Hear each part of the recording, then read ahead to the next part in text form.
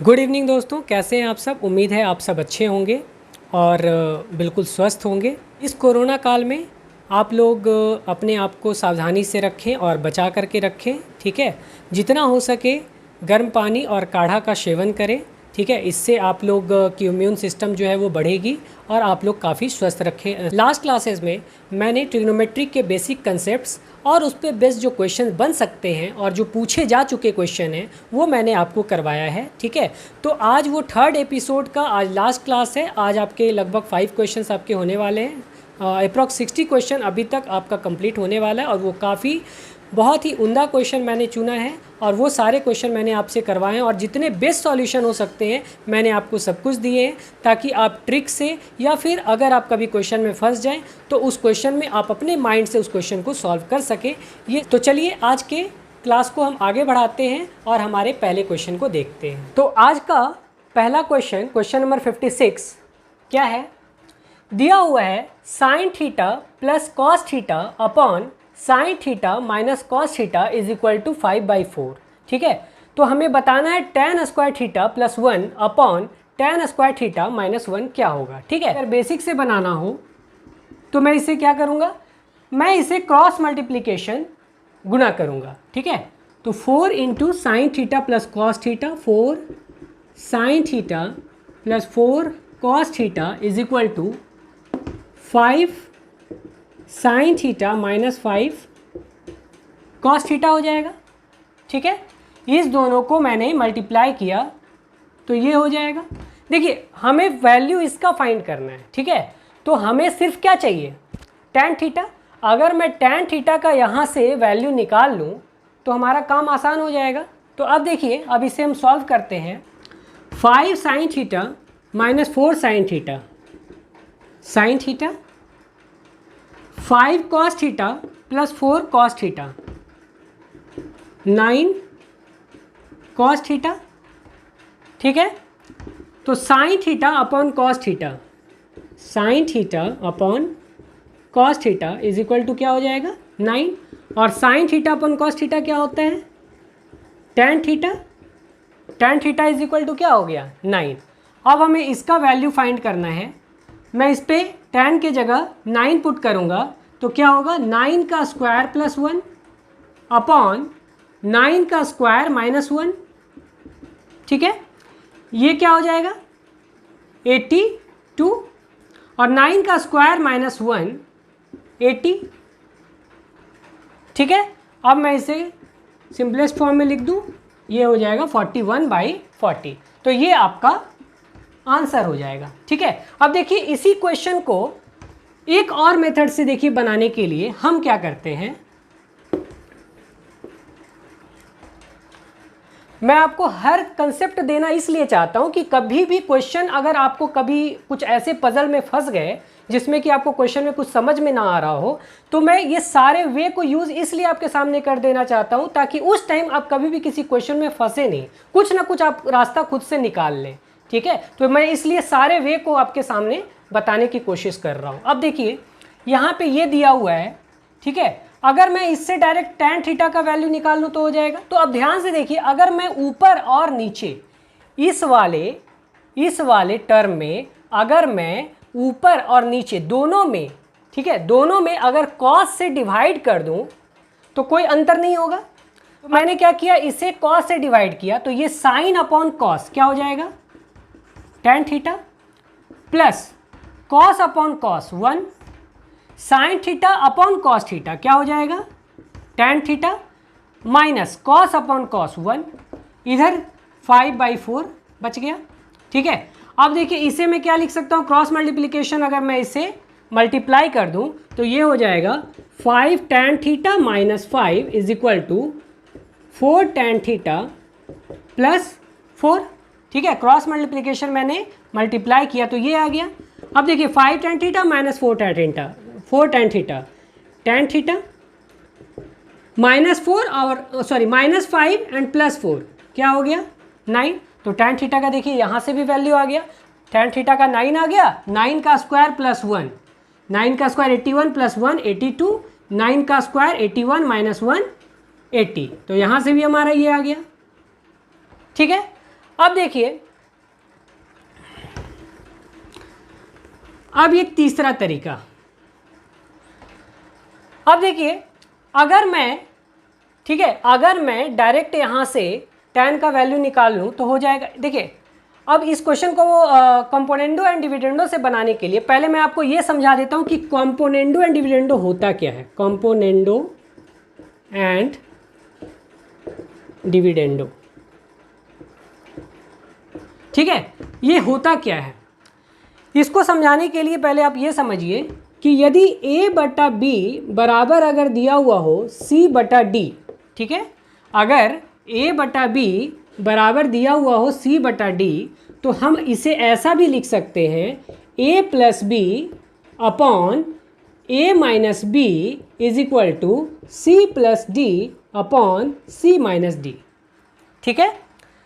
अगर a plus B is equal to दिया हुआ हो c अपॉन d, तो हम इसे a plus B upon a minus B is equal to c upon c plus D upon c minus D भी लिख सकते हैं, ठीक है। तो ये आप समझ गए। अब देखिए, इसी पे बेस्ड मैं इसको सॉल्व करने की कोशिश करूंगा। अब देखिए, अगर मैं पहले इन दोनों को ऐड करूं, ठीक है, अगर मैं ऊपर वाला और नीचे वाले टर्म को ऐड करूं, अगर टोटल ऐड होगा तो कॉस कॉस तो कट जाएगा, तो क्या बचेगा ऊपर 2 साइन थीटा। ये अपने माइंड में ही कैलकुलेट करेंगे कि sine plus cos upon sine minus cos दिया हुआ है, तो ये दोनों को ऊपर ऊपर ऐड करेंगे और नीचे सब्ट्रैक्ट करेंगे, तो खाली क्या बचेगा, ऊपर बचेगा 2 साइन और नीचे बचेगा 2 कॉस थीटा, ठीक है, क्लियर। अब देखिए, ऊपर मैं क्या लिख सकता हूँ। अब उसी तरह से मैं इधर भी राइट साइड में मैं इस दोनों को ऐड करूंगा, तो 5 प्लस 4 9 अपॉन 5 माइनस 4 1, ठीक है। तो ये समझ गए, कंपोनेंडो एंड डिविडेंडो से किया मैंने। अब देखिए, ये क्या हो जाएगा, sine theta upon cos theta क्या हो जाएगा, tan theta is equal to 9। अब उसी तरह से इसका वैल्यू निकल जाएगा, tan थीटा हमेशा 9 निकल रहा है, सिंपली है, ठीक है। तो देखिए, ये सबसे अच्छा वे आपको एग्जाम में अटेम्प्ट करने के लिए सबसे अच्छा तरीका ये है, ठीक है, कंपोनेंडो एंड डिविडेंडो यूज़ करना।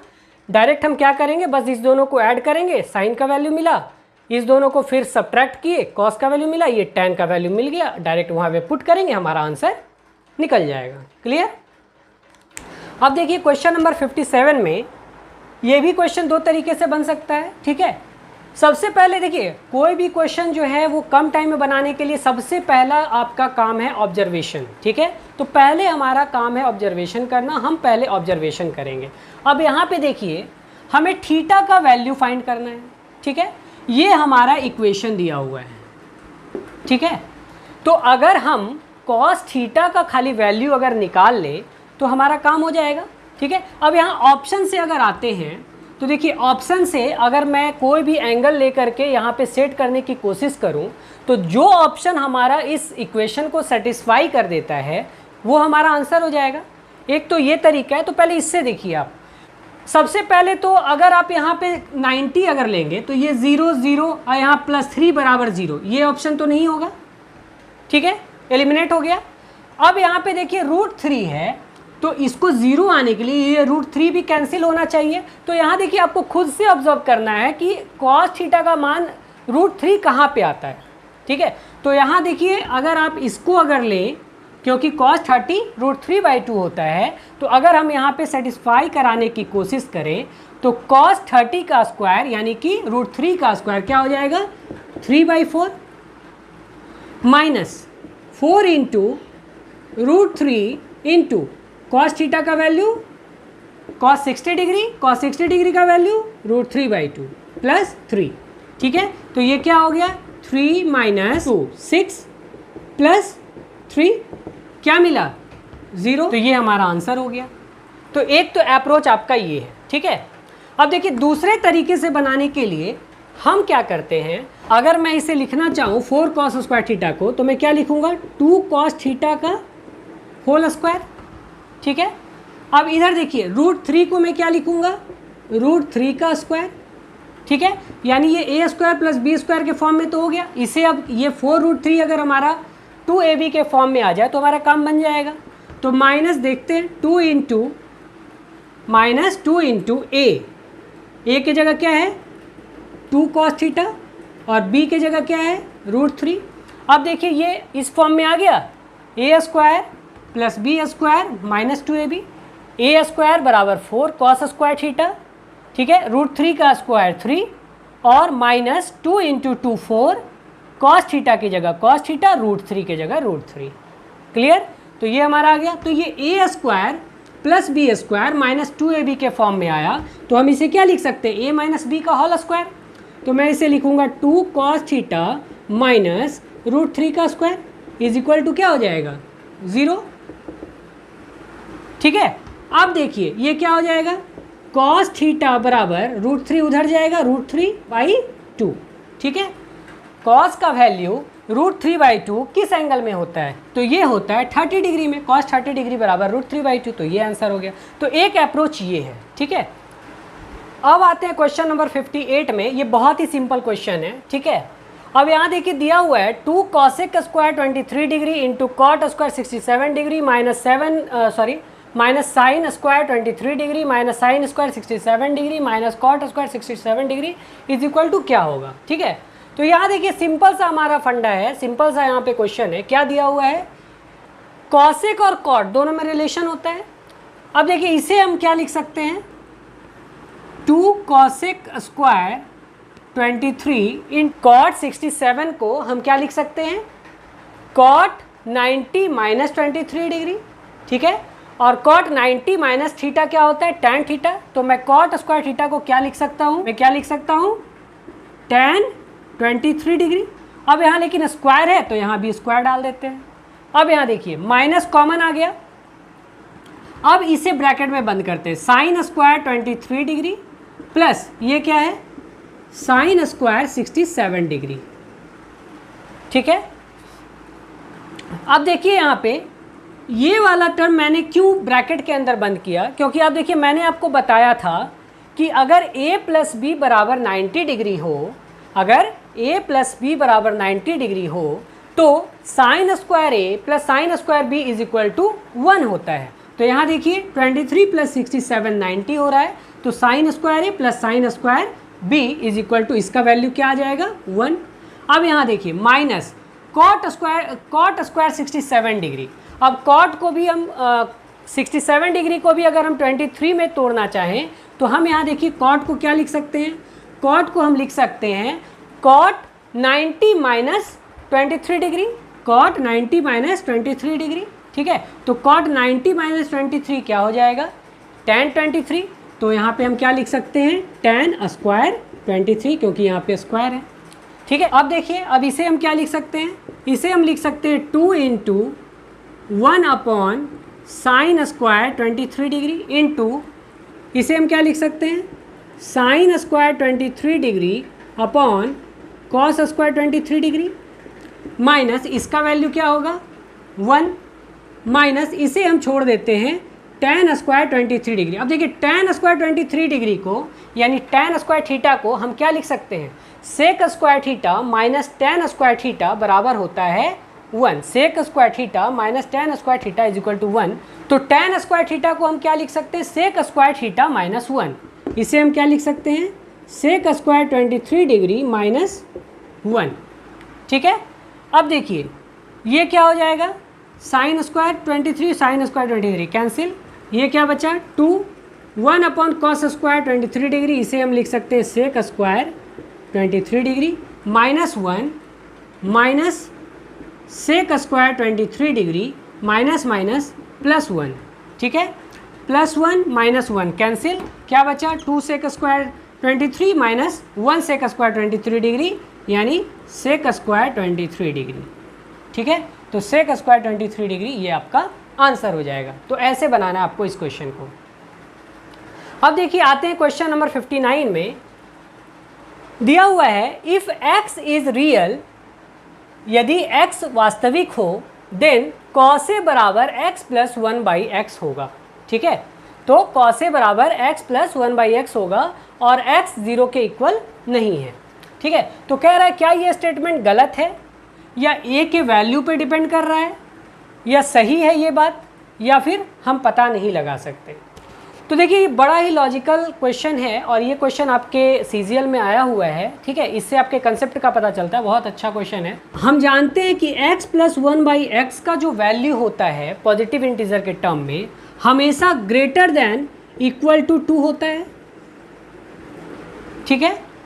x + 1/x का वैल्यू जो है हमेशा ग्रेटर देन इक्वल टू 2 होता है, ठीक है। अगर हम पॉजिटिव इंटीजर लेंगे तो, पॉजिटिव नंबर लेंगे तो।